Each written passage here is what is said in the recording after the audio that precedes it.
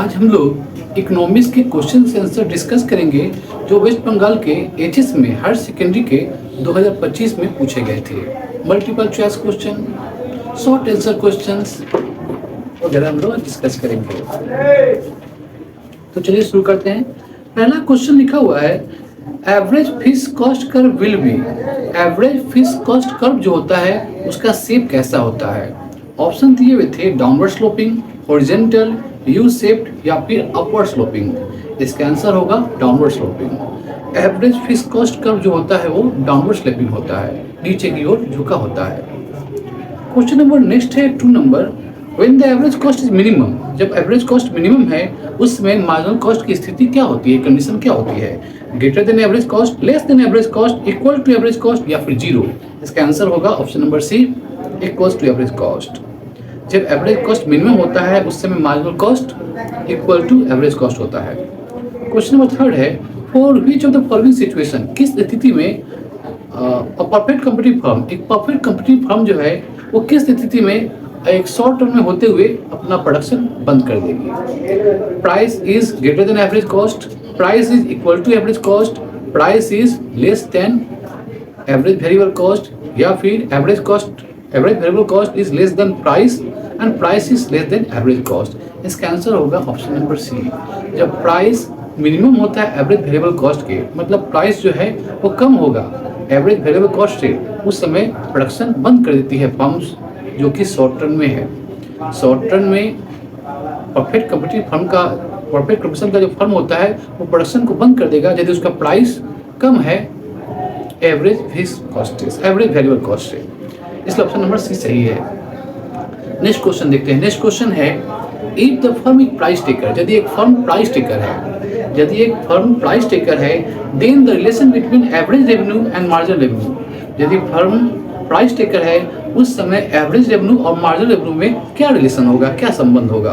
Options है average revenue will be greater than marginal revenue, AR equal to MR, average revenue equal to होगा MR का, marginal revenue का, AR is will be less than marginal revenue या none of this. इसका answer होगा option number B, average revenue equal to marginal revenue. यदि firm price taker है उस समय एवरेज रेवेन्यू इक्वल टू होता है मार्जिनल रेवेन्यू।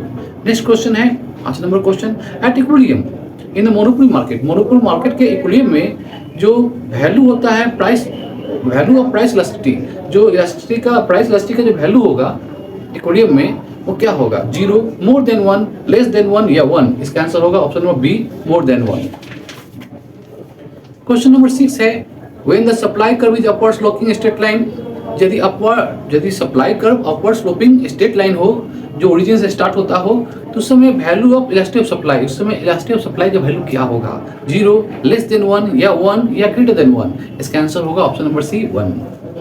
नेक्स्ट क्वेश्चन है इफ एमपीसी मतलब marginal proportional to consume equal to 0.8, marginal proportional to जो दिया हुआ है वह 0.8, तब उस समय इन्वेस्टमेंट मल्टीप्लायर का वैल्यू क्या होगा? हम लोग जानते हैं कि इन्वेस्टमेंट मल्टीप्लायर को हम लोग के से डिनोट करते हैं। तो इन्वेस्टमेंट मल्टीप्लायर मतलब के इक्वल टू होता है 1/1 माइनस एमपीसी। एमपीसी मतलब मार्जिनल प्रोपोर्शनल टू कंज्यूम। तो यहाँ फॉर्मूला क्या होगा? 1/1 माइनस 0.8, क्योंकि 0.8 जो है एमपीसी का वैल्यू है। तो 1 से जब 0.8 माइनस कर देंगे तो वैल्यू आएगा 0.2। तो 1 को जब 0.2 से डिवाइड करेंगे तो वैल्यू आएगा 5 होगा वैल्यू ऑफ इन्वेस्टमेंट मल्टीप्लायर। इसलिए आंसर इसका ऑप्शन नंबर डी सही है, 5। क्वेश्चन नंबर 8 है standard deviation is always, standard deviation हमेशा क्या होता है? पॉजिटिव होता है, नेगेटिव होता है, जीरो होता है। देखिए स्टैंडर्ड डेविएशन कभी भी नेगेटिव नहीं हो सकता है क्योंकि ये वेरिएंस के साथ रिलेशन में है।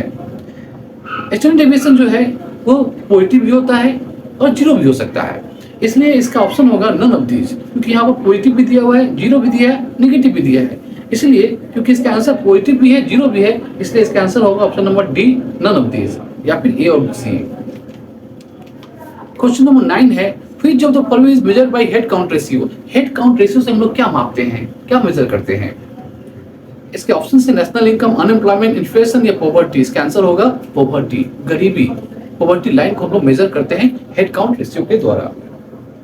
नेक्स्ट क्वेश्चन है 10 number question. In the year dash मालवीज committee was set up to inquire income inequality in India. Bharat में जो आय विषमता है, इनकम इक्वलिटी है, उसको पता लगाने के लिए महालनोबिस कमेटी का गठन कब किया गया था, किस ईयर में किया गया था? ऑप्शन है 1948, 1952, 1960, 1991। इसका आंसर होगा ऑप्शन नंबर सी 1960 में, 1960 में स्थापना किया गया था इस कमेटी का। ट्रू एंड फॉल्स लिखना है। A perishable good has very high elasticity of supply. एक पेरिसेबल गुड का बहुत हाई होता है प्राइस इलास्टिसिटी ऑफ सप्लाई, ये सही है, ट्रू होगा। नेक्स्ट क्वेश्चन है, is there loss of crop due to drop? यदि ड्रॉप के कारण, सूखापन के कारण लॉस हो गया है, क्रॉप का, फसल का नुकसान हो गया है, तो सप्लाई कर्व जो होगा एग्रीकल्चर प्रोडक्ट का वो डाउनवर्ड स्लोपिंग होगा। क्या ये सही है या रॉन्ग है, ट्रू या फॉल्स? इसका आंसर होगा फॉल्स, ये फॉल्स बात है। Fill in the blank, statement false है। Fill in the blank, in monopolistic competition each seller sells dash product. एक मोनोपोस्टिक कंपटीशन में प्रत्येक सेलर कैसा प्रोडक्ट बेचता है? आंसर होगा डिफरेंशिएटेड प्रोडक्ट। प्रत्येक मोनोपोलिस्ट एक डिफरेंशिएटेड प्रोडक्ट बेचता है, अलग अलग विभेद वस्तु बेचता है, डिफरेंशिएटेड प्रोडक्ट बेचता है। नेक्स्ट क्वेश्चन ट्रू और फॉल्स का। अकॉर्डिंग टू लर्नर नामक इकोनॉमिस्ट के अनुसार डिग्री ऑफ मोनोपोली पावर, जो मोनोपोली पावर का डिग्री होता है उसका क्या फॉर्मूला होता है? P minus MC by P, price minus marginal cost divided by price. ये सही है, ये ट्रू है। फिर है ट्रू और फॉल्स क्वेश्चन।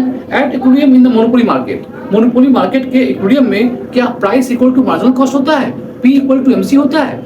इसका आंसर है रॉन्ग, ये फॉल्स है, ये स्टेटमेंट फॉल्स है, क्योंकि मोनोपोली मार्केट के इक्विलिब्रियम में price is always greater than marginal cost. Price हमेशा मोनोपोलिस्ट ज्यादा चार्ज करता है मार्जिनल कॉस्ट के मुकाबले, जबकि उसका MR इक्वल टू MC होता है। नेक्स्ट क्वेश्चन है 6 number question, true and false करना है। Markup is nothing but plan profit, ये ट्रू है। मार्कअप प्रॉफिट या प्लान प्रॉफिट एक ही चीज है। नेक्स्ट क्वेश्चन है true and false. In case of industrial goods के संदर्भ में price is cost determined. Price जो होता है कॉस्ट डिटरमाइंड होता है, और आउटपुट जो होता है वो डिमांड डिटरमाइंड होता है। ये सही बात है, ट्रू होगा, ये स्टेटमेंट ट्रू है। Next question 5 number question, range निकालना है हमको। 24, 13, 49, 52, 70 और 8, ये सब का हम लोग को वैल्यू को कैलकुलेट करके हमें रेंज निकालना है। रेंज जो होता है वो मेजर ऑफ डिस्पर्सन है, मेजर ऑफ वेरिएंस है।